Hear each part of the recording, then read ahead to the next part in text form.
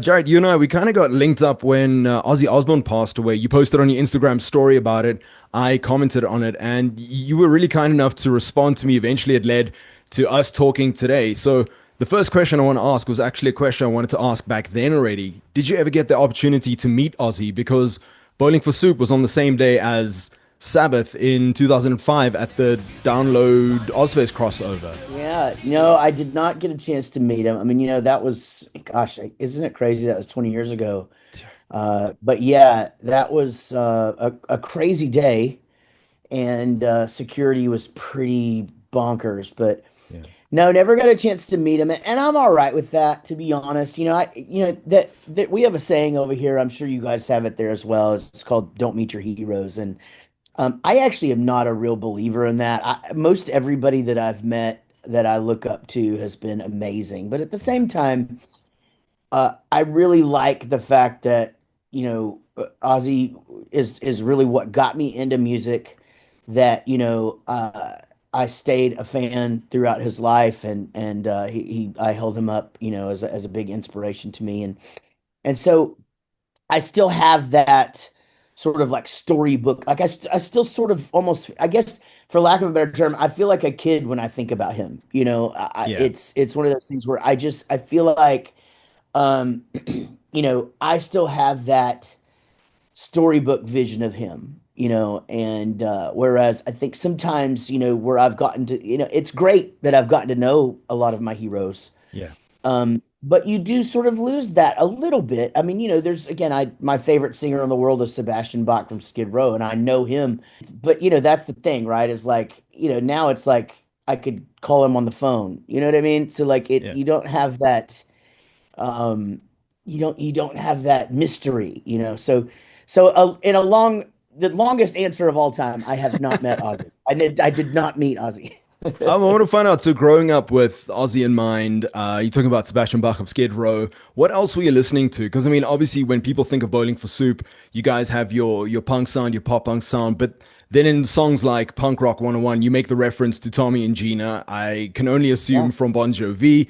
On the Yeah. other hand, your country album, which by the way, if no one knows you made a country album, please go check that out. That is amazing. Is it Jarinus? I was listening a bit to Yeah. that today, and that has its own sound. So obviously, you're known, I want to say, for this pop punk sound, but you must have probably taken in so much music growing up. Yeah.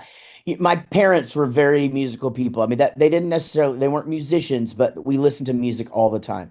And there was always a lot of different stuff going on in the car. Yeah. And so back then it was Waylon Jennings and Willie Nelson, but also, disco stuff and Neil Diamond, but also, songwriters like Kenny Rogers and I mean, and things like that. But then, again, I grew up in the 80s too, which I think honestly, it's funny. I saw a meme the other day, and it was like, name an 80s song that you just absolutely can't stand, that you would turn the stereo right now if it came Yeah. on. And I could not think of one. And everybody else's answers, I was like, these are all bangers, because it was like We Built This City and The Yeah. Final Countdown and Walking on Sunshine. And I was like, those are all magical songs. So I've just always been a fan of all different kinds of music, but really it That's was cool. 80s metal, Motley Crue, Ozzy, that struck the chord. That got me into wanting to actually play music, make it a part of my life. And then I would later find punk rock, and that would sort of settle into, where I was going to be as a songwriter. June 4th, 1994, Bowling for Soup starts. You play your first gig shortly after that. It just starts getting bigger and bigger. What was that moment where you said to yourself, like, you know what? I can quit my day job. This is going to be it for me. Did you ever have a moment? Was it a crowd, a paycheck, a tour you got booked on, something that came through? It really wasn't a paycheck. It certainly wasn't that we could quit our day jobs, but I thought so it was about 2 years later. It was 1996. We were playing at a show in a small town in Abilene, Texas, which is about the size of Wichita Falls, where we grew up. But the difference is they had a really good radio station there, and that station had started playing our songs. We had been selected to open up for a big major band that was coming through town. And when we went up on that stage, and I look out and I'm seeing, for the first time, the majority of a crowd knowing the words to at least Yeah. one or two of our songs. And I'd really never experienced that before. And in that capacity, Yeah. we had played to 20 or 30 people that all of them knew all the words, but this was a thousand, 1,500 people. And so at the end of that night, um, I actually called the guys aside and I just said, y'all, I think we can do this actually. I think we can give this a go. I really, really believe that maybe I might have it figured out. And I think if you trust me and we put this is everything and the band is 100% your priority and nothing else. And they did, and they trusted me, and we missed a lot of stuff. We missed a lot of weddings, we missed a lot of graduations, birthdays, we missed a lot of holidays. But we went out there and we did it, and it took a while. We didn't sign our deal until, as I said, that was 96. We didn't sign our deal until 1999, and we didn't have a hit till 2003, 9 years in. Yeah. And so it was a lot of trust that the guys put into me, and still to this day, with Rob and Gary and myself, that trust is still there. There's that underlying.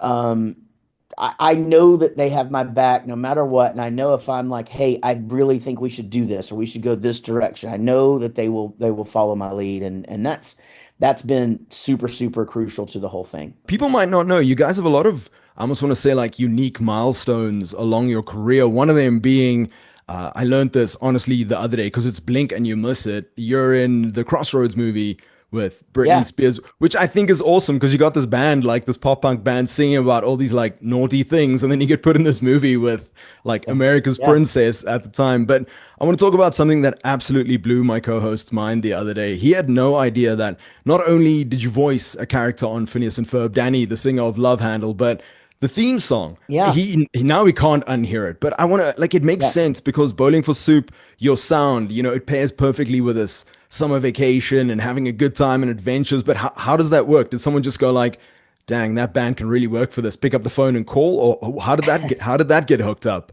Yeah, it's funny that you say that because that's pretty much all of these crazy things that happen sort of just do happen like that. It's like you just because Bowling for Soup is we are what we are, and I think we appeal to certain people, and but yeah, that's the story. Dan Povenmire and Swampy Marsh were both they're the creators of Phineas and Ferb, and they were both big Bowling for Soup fans. I mean, Dan, I think, would probably categorize himself as kind of a super fan. And they had this little song, and their dream was to have Bowling for Soup cover it. And so then when the show got picked up, Disney had the idea like, hey, let's turn that theme song into like a full song so we can use it for promo, whatever. So Yeah, meaning not just this 30 seconds or 40 seconds of a song. Let's turn it into like a 3.5 minute song. yeah, And so my meeting with them was, hey, not only do we want you to perform this, but you think you could make this into like a full length song? And that was the same meeting that they took me into the booth, and they knew that I had been an actor as a kid, and they knew that that I was getting into voice stuff and things. And so I got to read for a part, and I got cast as Danny. And but man, there's other stuff to that show too. I mean, they I mean, I think I still have it. I mean, because the show was obviously on hiatus for a while, but the whole time that the show was on for all 9 years, I had an open door policy. So if I was in LA and they were in the offices, I could just go in there and they'd yeah. figure out a song for us to write for the show.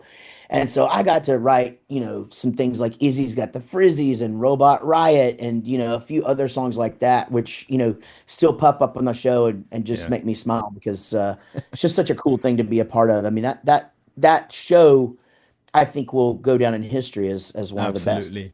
Absolutely. Best fictional band, and you can't say Love Handle.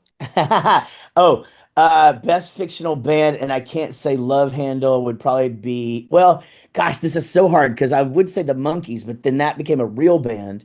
And so I'll go with best fictional band, and I can't say, oh, Spinal Tap. Oh, damn, true. I didn't even think. I was thinking of Steel Dragon from that Mark Wahlberg movie. But yeah, Oh, dang, Spinal yeah, Tap. Steel Dragon's pretty good, but yeah, I go Spinal Tap. Yeah. But again, sort of one of those that's is it fake or is it real? Because they actually do stuff. Another milestone is you guys, I think it was August this year, 1 billion streams on Spotify, which Yeah. is like, what's that, like $6 in revenue. I got to change the strings on one of these guitars you see behind me. Well done. But congratulations. I mean, it's still a major milestone. And I think for someone in your shoes, when it comes to streaming, for especially a lot of people coming up, I mean, it's easy to put your stuff out there, but I think a lot of people are chasing the dream that they are going to be the next one to hit 1 billion. Would you rather say it's more about getting your name out there than any kind of revenue on these streaming services? It is, and that's I know this is such a hard argument to have with people because I know that that musicians go out there and they spend their hard-earned money and they want to be able to make that back and all of that, but that's sort of like what it's been like forever. It's never really been like you invested this and then just all of a sudden you just get your money back, and so you just have to always think about everything as an investment. And with Yeah. streaming, you have the whole world at your fingertips. I mean, you literally can, I mean, and what you can fine tune how you market and find all these niches. And, there's a manager friend of mine that is like, if that says this, and he's done the math. If you can find yourself 1,000 hardcore fans, you can make a living as a musician. And it Yeah. really is true. And that, again, you're not going to ever make a living off streaming revenue. Yeah. None of us can.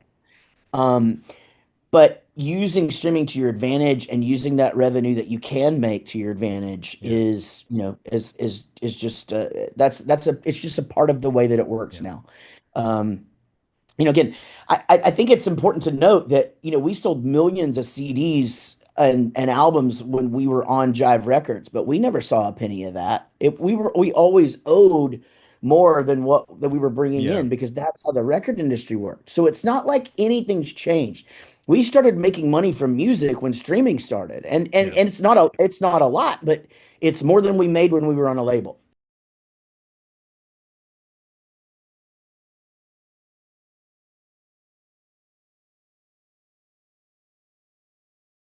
Jared, I feel there's no right way to like kind of segue into what I want to talk about next, but I feel maybe that is actually the way to get into a heavier subject. You know, you got to kick the door down on these things that people tend to keep locked up sometimes, especially when it's serious issues. But you have been very open about talking about your struggles with depression, with mental health. And I feel it's not something a lot of people will be so open about, especially in our side of the world. We're still a very conservative country, you know, men must be men kind of deal. And if you don't mind me asking, because as someone looking in from the outside, you know, I'm a fan. I see this guy on stage who's giving everyone a great time. I see the music videos and everyone's laughing and it's fun. Like, why would I ever suspect, you know, that maybe perhaps you are not having the best of time? When did you realize maybe that something is not the way it should be? Well, I was going through a lot in my life. It was about 13 years ago or so. I was going through a divorce. I was having to decide custody of my kids. I was moving to a new town. New relationship started. I was breaking up my band to try and save my relationship. There was just a lot of things happening at once. And so, any and all of one of those things I learned later could be a trigger for, mental health issues. And unfortunately, I had them all at the same time. Now, I don't blame them all on that. I think I was supposed to, I think it's part of who I am now. Yeah. And I think it's a very big part of me and my daily life and who I am as a person and why I'm put on this planet. Um, it's one of those things where you're exactly right. I've always been the happy fat kid, I mean, even when I was skinny, I was the happy fat kid, I never was a guy that was in a bad mood or depressed. I was always the guy that, I'm positive to my own detriment. I'm kind. So when I started to feel like I couldn't function, I couldn't get through the day. Like I could get my kids fed, get my dogs fed, get my kids to school, and then I'm just sort of in the fetal position for a Yeah. couple years. I stopped moving, I stopped being motivated, I stopped writing songs, stopped contacting my friends. you know, that's really when it was a big wake up call. What is going on? And anxiety, the good thing of the okay, the positive thing about anxiety is at least there's symptoms. At least you can feel Okay. it. You go, Yeah. okay, something's wrong. Depression, you think of when we say the word depression in the English language, you think, oh, it means depressed. Well, that's very, very little of it. Depression could mean a lot of different things and a lot of Yeah. different feelings. And I did not have that knowledge. Um, and so I was very lucky that I had a good doctor who was very receptive to sitting and talk. My medical doctor was Yeah. just great. And I was also very lucky that my wife now, who was my girlfriend at the time, was basically like, if you don't go to therapy, I'm out of here. And I had never really had that ultimatum before, and Yeah. it's thanks to those two people, that started me down this path, and of finding the right balance of medication, finding the right balance of therapy, finding the right balance of being able to communicate and open up, and it is not an easy journey, but it's Yeah. doable, and I'll say this to your listeners, as you said, I am the funny guy. I'm the energy guy. I'm the that is my thing. So it really just does go to show you that you don't know Yeah. what's going on in somebody's life.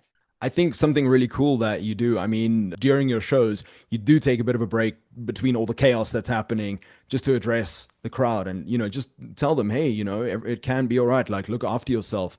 And, Yeah. if they want to talk. And I also know you give the information you were talking about to send them in the right direction to possibly look for help. Yeah, So, and my band is awesome to give me that. That yeah, my band doesn't have the same sort of issues that I do, from a mental health aspect. I mean, I think that both of my bandmates would be comfortable with me saying they both definitely have little bouts with anxiety and some things like that here, but not to the level that I do. But they're very kind to give me that time during the show to support that.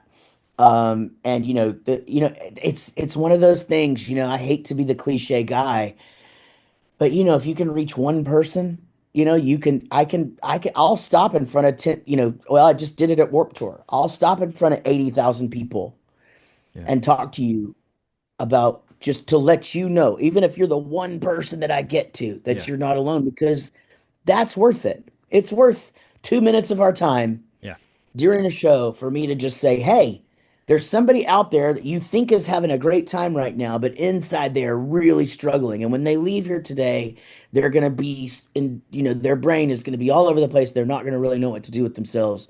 You know, that's important to me. And so, yeah, definitely. I do. We tour with an organization over here that I can put out and say, hey, Punk Rock Saves Lives is here. Go over, just and there's somebody to talk to there. But I do the same thing in the UK and everywhere we go. And so, yeah, I appreciate you pointing this out during the interview. It's a really important thing, it doesn't have borders, man. Yeah. It just doesn't.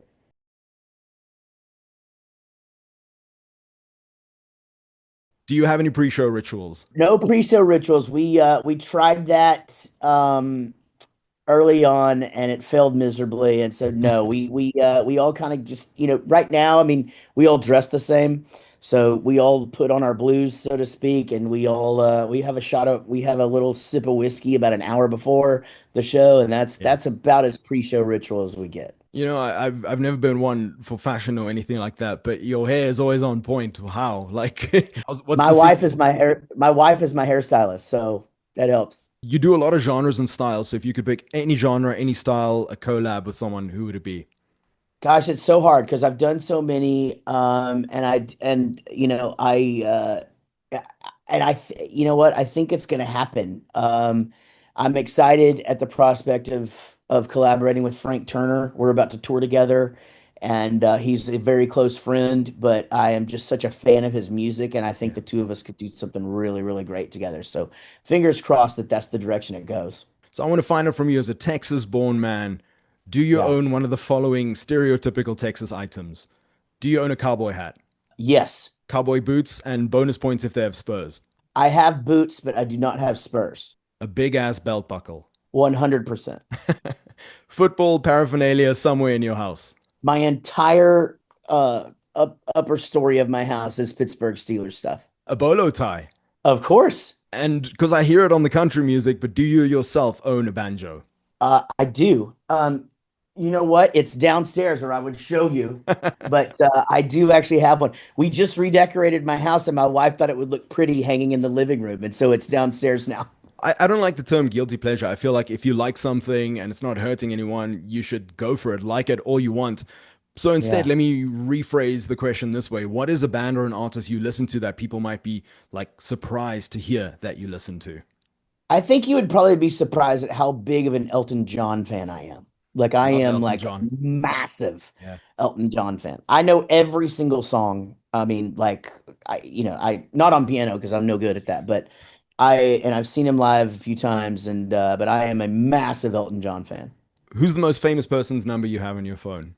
Everybody that I love from metal, I have on my phone. Two members of the Descendants. How about do you know the $6 million man, Lee Majors, or the Fall Guy? Remember Like that guy? Yeah, that yeah. guy. Yeah, Okay. yeah, yeah. Steve Austin. I have him in my phone because he played my dad in the When We Die video. Oh, I have Kevin Jonas of the Jonas Brothers in my phone. Of course, why not? Why not? Dude, that's awesome. Yeah, people will definitely know the Jonas Brothers here. Jared, in the spirit of keeping things light, I want to highlight something that is insanely unique to your career. You are the singing and speaking voice of the mascot of a restaurant chain. We don't have it here, but it's called Chuck E. Cheese. So, for those who don't know, Chuck E. Cheese has a singing mouse mascot. Jared, Yeah. how do you become the voice for the mascot of a restaurant? Yes, I do. I've loaned him my voice now for about 13 years. He's an orphaned mouse that can't necessarily speak for himself, so I'm able to do that for him. And yeah, it's the same again, it's one of those things. I was doing improv comedy here in the sort of like whose line is it anyway kind of stuff Yeah. here in Dallas and getting deeper and deeper into that. And I met a guy who was the advertising agent for the relaunch of Chuck E. Cheese.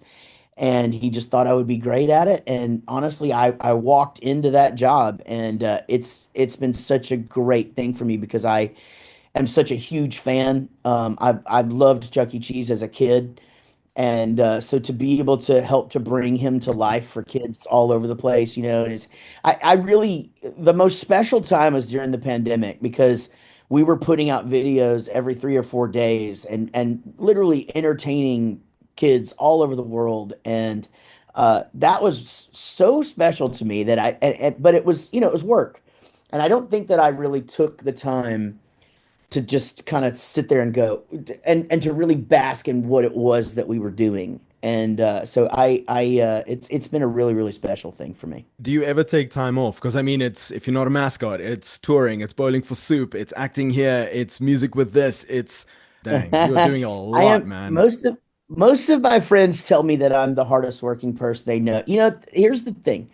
Love what you do. You never work a day in your life, right? Yeah, And the thing is, I love what I do. yeah, I love making music. I love being the mouse. I love the Phineas and Ferb stuff. And I'll tell you, there's things that like I there's a push and pull even with me and social media. Like I don't like the comments, and in fact I'm going through a thing right now where someone has kind of beat me up because I responded to this, and I yeah, you're not supposed to respond to this, but you can't defend yourself here, and blah blah blah. So there's a push and pull, but I love the making of social media. I love it. Like I yeah. love TikTok and making posts and making people laugh or talking about mental health, and so to me, it doesn't feel like work. I think Awesome. I have to pause sometimes just for my family's sake to be Yeah, like, you know what? I haven't been downstairs in 12 hours. I should go and make sure everybody's still there. yeah. Fair enough. First one is lacquer. Lacquer. Is that like a loser, like a slacker guy? Lacquer is like it's lacquer. It's one of those words that is so unique. It's like it's good, it's great, but it can also be a descriptive word which will partner very well with the second word, cuck. Boy, that's a really bad word in the USA. Um, like a douchebag, like a like a asshole kind of Cuck thing. is kind of a way of saying shit, but it's also one of those. Oh, It's like it's so descriptive as well. And if you combine Lekker and kak. It can mean so many things. Like if someone asks you, how was your day? And you say, kak lekker, it's great. If you say, lekker kak, it's an awful day. So, super one of those descriptive Afrikaans kind of words. That's Afrikaans that you're speaking? Yeah, these most are like Afrikaans words. And Absolutely. then braai. Right. Beer. It's like barbecue, but wood and Oh, everything like that. Yeah. Biltong. let's go pizza. Tacos. It's kind of like jerky. You guys have jerky on your side of the world. We have Oh, what we okay. call Yeah. biltong. What about babalas? Gum. Hangover. Like you can say, bring them all again. You lack a babalas or you kak babalas, but one will be worse than the other one. And the last one is Aina. That's asshole for sure. Aina is like, ouch, is in English, is Um, is Aina. I can't explain what this meant to me. I know you and I have just met, but I feel like I've known you for over 20 years. You were this massive part of my guitar learning career. Over the years, all the music I've listened to, it comes and goes. But for some reason, especially the pop punk stuff like Bowling for Soup, a couple of the other bands, it's just stayed with me. And here I am. I'm talking to this guy that, even like I say, I just met you. It feels like I've known you forever. And I'm back to being this little like 12-year-old idiot running around, driving his folks crazy, trying to learn like one single riff on a guitar. And I just want to say, I'm speaking to you, not just a big part of my life, but so many other people's, be it with the music, be it with the positive message you bring across, be it with Phineas and Ferb transcending or bringing this career into people's lives that goes from little kids with cartoons. Maybe these little kids that listen to the music, they grew up, they're adults now. Now they're showing their kids all these things. Man, all we can say is just thank you so much for just the music, just for everything. man, thank you, man. Thank you very much. You just start. This was the start of my day, and I have like five or six more of these, and so I don't know how they're going to top this, brother. This has been Oh awesome. man. Thank you very, very much for having me. If I can end on a high note for us, but maybe not a high note for you, because I think you've answered this question more than you care to answer anymore.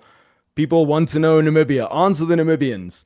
Are you bowling on behalf of Soup or for Soup as the reward? Well, I would like you all to go to the top of my TikTok and watch the video where I explain this. But I will tell you this, since we are doing it as our job, we are doing it to earn soup. So it is our reward. However, if soup ever needs us, we will be there on its behalf. Dude, thank you so much. You are so awesome. You're a legend. Go get a big cup of coffee if you drink coffee. Enjoy the rest of your day. Good luck with all the other interviews. And we love you, Thank you, man. brother. Stay in touch, my friend. Love you back. See ya. Definitely. Cheers.